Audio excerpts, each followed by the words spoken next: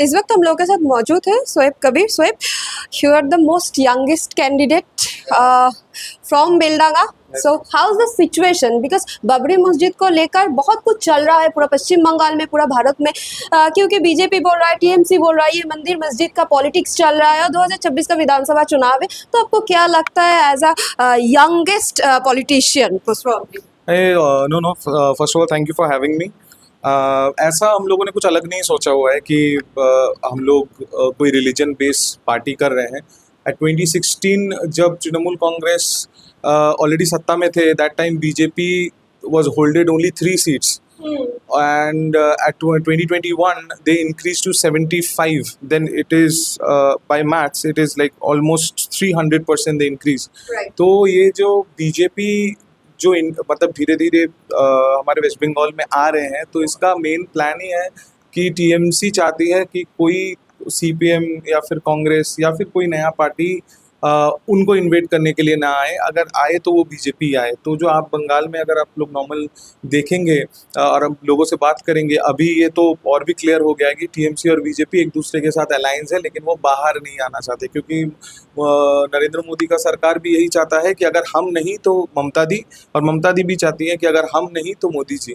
तो ये लोगों का मतलब जो आम आदमी को, अब जो पिछड़ा हुआ आदमी है, जो या फिर माइनॉरिटीज़ है, उनको सामने लाके, उनको पुतला बना के ये जो राजनीति है, जो सियासी चल रहा है, तो अभी ये लोगों के सामने बाहर आ गया है। अब ये उसे पीछे नहीं हट सकते, अभी वो देख रहे हैं, इसीलिए तो इतना मतलब फड़फड़ा रहे हैं वो लोग, चाहे वो टीएमसी हो चाहे वो बीजेपी हो।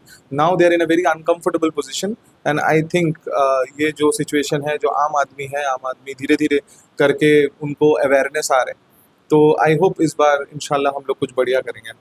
Beldanga is a tough seat because Rabiul Alam Chowdhury बहुत साल से यहाँ पर एमएलए है। तो आपको क्या लगता है क्या होना? नहीं, टफ देखिए, सीट टफ हो सकता है पर आदमी बड़े अच्छे हैं इधर के। अच्छा। यहाँ पे इंसान बहुत अच्छे हैं। मैं कोई कंपटीटर, मैं मैटर नहीं करता।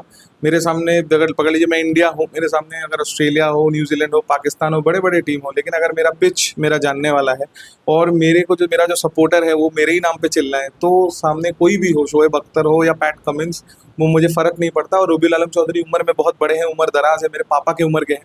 और इवन जो बीजेपी के जो मिस्टर भरत झावर है, वो तो मेरे दादा के उम्र के हैं। लेकिन प्रॉब्लम ये है कि आप 2010 साल में जो फ़ोन यूज़ करते थे, या फिर 2015 साल में जो घड़ी यूज़ करते थे, जब वो 3G में चलता था, 4G में चलता था, आप वो नहीं चला पाएंगे अभी। यस, आपको आपको अगर आपको पॉलिटिक्स में रेलिवेंट रहना है, अगर आप पॉलिटिक्स में अप टू डेट रहना है, लोगों के साथ कनेक्ट करना है, तो मेरे लिए मतलब मैं यही जानता हूँ कि आपको सबसे ज़्यादा अपडेट होना पड़ेगा, सबसे नया बंदे को लाना पड़ेगा। क्योंकि राइट नाउ आई एम 32। जब मैं 20 साल बाद जाऊंगा तो मैं उतना ज़्यादा एक्टिव नहीं हो पाऊंगा। तब कोई छोटा बच्चा मेरे जैसा उम्र का, वो भी मेरे को चैलेंज करेगा कि आप तो उम्र दराज हो गए, आप मुझे जगह दीजिए, और मुझे भी उसको जगह देना पड़ेगा। तो ऐसा है ना कि जब आप घर के सबसे ज़मीनें खरीदते हैं तो आप सबसे घर के जो सबसे बड़े हैं उनके पास जाते हैं, पर जब कोई इलेक्ट्रॉनिक प्रोडक्ट्स हैं या फिर कोई सबसे नया अपडेटेड चीज़ है, तो आप सबसे घर के छोटे बंदे के पास जाते हैं कि क्या लेना चाहिए, क्या नहीं। तो आई थिंक पॉलिटिक्स में नए लोगों को चांस देना चाहिए। और इतना बेलडांगा के लोग, रेजीनगर के लोग इतना दिनों बहुत लोगों को चांस दिया है, और आज हालत क्या है? आज वही ना नौकरी है, ना आम आदमी के पास किसी चीज़ का सहूलियत है। हेल्थ की बात आप देख ही सकते हैं। अगर आपको कुछ हो जाए हॉस्पिटल में भर्ती कराने के लिए आपको 2-2 दिन वेट करना पड़ता है। तो एक नया बंदा आएगा जो 2 बजे फ़ोन उठाएगा, जो अपने इलाज के लिए बाहर बैंगलोर या फिर चेन्नई नहीं घूमना पड़ेगा। तो I think I am not a better candidate, but I think I am a relevant candidate. तो मुझे कोई फ़र्क नहीं पड़ता अगर इस पोजीशन में आके कोई बड़ा नेता भी मेरे सामने खड़ा हो जाए, तो मुझे कोई फ़र्क नहीं पड़ता। उनको अपना मेहनत करने दीजिए, जीतूंगा तो मैं ही इंशाल्लाह।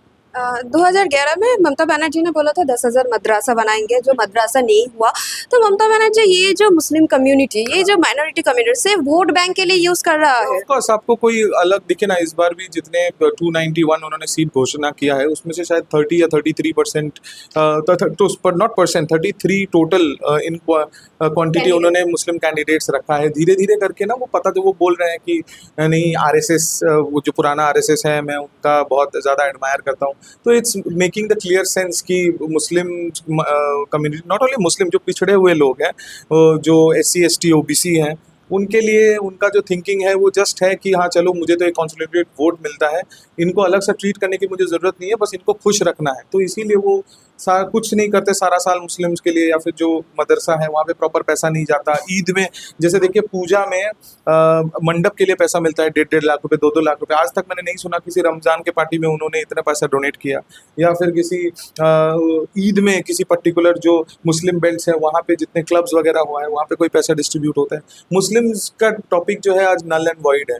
तो अब और उनको प्रॉब्लम भी है, अगर ज़्यादा मुस्लिम्स आ गए और वो अपने हक की बात करें तो he will be in a very uncomfortable position.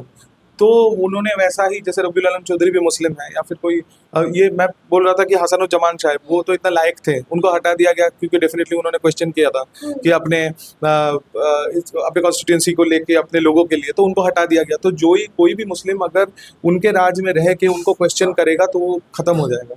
तो अब हमारे हुमायूं साहब ने एक पार्टी खोली है उनको क्रॉस क्वेश्चन करने के लिए, मुस्लिम्स के हक दिलाने के लिए। नॉट ओनली मुस्लिम्स, अब हिंदू भी हैं, जैसे आप हैं संगीता मैम। आप एक बात बताइए, आपके घर में क्या सारे लोग नौकरी कर पा रहे हैं? क्या नौकरी है इस सरकार में? या फिर ये जो भाई हैं आज जो धूप में कोलकाता से आए हैं कैमरा पकड़ने के लिए, मेरा एक इजी इंटरव्यू लेने के लिए, इनको तो स्टार में काम करना चाहिए था, या फिर इनको तो भी कोई भी आईएनबीसी में काम करना चाहिए था, या फिर इनको 24 घंटा में काम करना चाहिए था। इनको क्यों एक सिर्फ मोबाइल के भरोसे, आपका एक बूम के भरोसे आप यहाँ पे आए हैं, कहीं ना कहीं आपको नौकरी नहीं मिला। तो आप जैसे हज़ारों लोग, करोड़ों लोग मेहनत तो कर रहे हैं। जैसे आज मैं ओला में आया तो वहाँ पे एक बंदा बोल रहा है कि मैं बंगाली का मास्टर्स हूँ, मतलब होता है ना कि मास्टर्स पढ़ा हुआ है, तो वो मेरे को ओला में लेके आ रहा है। तो आप हालत देखिए देश का, तो दिस इज़ वेरी डिसहार्टनिंग। तो वहाँ पे आके आई थिंक डेफिनेटली जो मुस्लिम माइनॉरिटी का वॉइस है हमें वो उभर के लेके आना चाहिए, and I think this is the right time. और हम लोग जल्दी ही देखना जो सक्सेस है वो हमारा कदम चूमेगा। आपका क्या प्लानिंग है, मतलब यहाँ पर और यूनिवर्सिटीज और हॉस्पिटल्स होना चाहिए, क्योंकि पूरा मुर्शिदाबाद ही 2 ही यूनिवर्सिटी है, और एक बबरी मस्जिद बनाकर तो कोई विकास नहीं हो सकता पूरा कम्युनिटी का। तो आपका क्या प्लानिंग है? देखिए मस्जिद को पॉलिटिक्स के साथ मत जोड़ा जाए, पहली बात ये, क्योंकि पॉलिटिक्स जो मतलब मस्जिद जो था वो कम से कम 1.5 साल पहले अनाउंस हो गया था जब हुमायूं साहब टीएमसी में थे। तो तभी से उनको थोड़ा कॉर्नर करा जा रहा था कि जब यहाँ पे राम मंदिर बना तो उन्होंने बाबरी मस्जिद का मुद्दा उठाया था, तो उनको बोला गया था ऐसा कुछ करने की ज़रूरत नहीं है। तो that is a different matter. लेकिन अभी क्या है, जैसे आप अजमेर शरीफ गए होंगे, या फिर आप राम मंदिर भी गए होंगे, या फिर अभी कामाख्या मंदिर गए, या फिर आप निज़ामुद्दीन औलिया जी का मज़ार गए, तो आज यहाँ पे बेलडंगा को मैं बहुत ही हम्बली बोल रहा हूँ, बेलडंगा को आज चप्पा चप्पा लोग जानता है, कन्याकुमारी से लेके दिल्ली। आज हम कुछ दिन पहले राजस्थान गए तो हुमायूं साहब के फोटो ले रहे थे। क्यों? आज बेलडंगा इंडिया में इतना ज़्यादा रेलिवेंट है। आप जाके देखिए वो जगह बंजर था, वहाँ पे कोई कुछ काम नहीं होता था। आज अगर आप जाएंगे वहाँ पे देखेंगे पास में 2 बंदा वहाँ पे चाय का दुकान खोल के रखा है, वहाँ पे कोई होटल खोल रहे हैं 2, वहाँ पे लोग आके पैसा डोनेट कर रहे हैं। हम लोग ऐसा वहाँ पे एक ऐसा स्ट्रक्चरल बना देंगे कि जो बाबरी मस्जिद बन रहा है उसको सेंट्रिक लोग, आम आदमी जैसे नॉर्मल इंसान वहाँ पे आसपास कोई दुकानें खोले, वहाँ पे कोई रोज़गार का सोर्स हो, और वो नेशनली एक ऐसा प्रोक्लेम्ड जगह बन जाए कि वहाँ पे दूर दूर से लोग यूजुअली आ ही रहे हैं, तो और भी वो जगह ज़्यादा वायबल हो जाए। फर्स्ट बेलडंगा की बात है, बेलडंगा जैसे बेलडंगा में एक टाउन है, पर क्या है कि यहाँ का जो प्रोग्रेस है वो बहुत स्लो है। यहाँ के लोगों को बाहर जाना पड़ता है काम करने के लिए, और बीड़ी श्रमिक जो है उनको बहुत कम रोजगार, बहुत कम रोजगार है। आप सोचिए, देखिए यहाँ पे जो ममता बनर्जी ने किया है कि जुबोश्री हर महीना 1,500 रुपए करके दे रहे हैं, तो मतलब पर डे, आप समझ रहे हैं, पर डे मतलब 50 रुपए। आप एक बात बताइए, अगर आप एक बाइक ले रहे हैं, आप 1,500 का पेट्रोल तो डाल लेंगे, लेकिन वो बाइक का ईएमआई नहीं जोड़ पाएंगे। तो एक बंदा जो मास्टर्स करके रखा है, किसी ने बीटेक करके रखा है, एमटेक करके रखा है, 1,500 रुपये में उसका क्या होगा? पकड़ लीजिए घर में 2 बच्चे हैं, ये जो जुबोश्री का जितना बड़ा लाइन है ना, अगर 30,000 लोगों का लाइन है कंस्टिट्यूएंसी में, तो ये सरकार का फेलियर है कि वो 30,000 लोगों को जॉब नहीं दे पाया। आप समझ रहे बेकारी कितना बढ़ रहा है? वो एक अगर उस लड़के को एक बंदी से शादी करना है तो वो 10 बार सोचेगा कि वो 1,500 के भरोसे में रह रहे हैं। तो ये फ्यूचर नहीं है। हमें बिजनेस ओरिएंटेड होना पड़ेगा, हमें ऑर्गेनाइजेशन बनानी पड़ेंगी जहाँ पे लोगों का रोजगार जनरेट हो। 5 लोगों को 1,500 रुपये देने से अच्छा 5 लड़कों को टोटल 50,000 रुपये दो, चाहे वो लोन ही दो, वो बिजनेस करेगा, वहाँ से पैसा जनरेट करेगा, सरकार को पैसा वापस लौटाएगा और फिर इंडिविजुअली अपना काम कर पाएगा। तो लॉजिकल चीज़ें दो, क्योंकि एक दिन वो भी ख़त्म हो जाएगा, हम लोग कर्जे में आ जाएंगे और हमारा जो स्टेट है धीरे धीरे बहुत पीछे भी जा रहा है ग्राफिकली।